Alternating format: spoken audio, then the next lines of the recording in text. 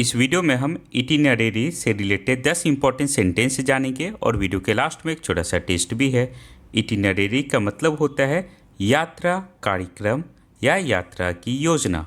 First sentence है the itinerary helps us know what to pack. पापा showed me the itinerary for our trip. We made an itinerary for our trip to Jaipur. The itinerary says we will visit the zoo first. Mama wrote our travel itinerary in her diary. Next sentence है our itinerary includes 3 cities. The guide explained the day's itinerary. The itinerary made the trip easy and fun. I shared my itinerary with my best friend. The travel agent gave us a printed itinerary. अब आपके लिए एक छोटा सा test भी है। Itinerary का Hindi meaning क्या होता है? 2 ऑप्शन है, सामान या यात्रा कार्यक्रम।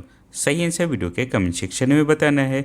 इसी तरह के और भी वीडियोस के लिए इस यूट्यूब चैनल को सब्सक्राइब कर लो। All the best for your upcoming exam.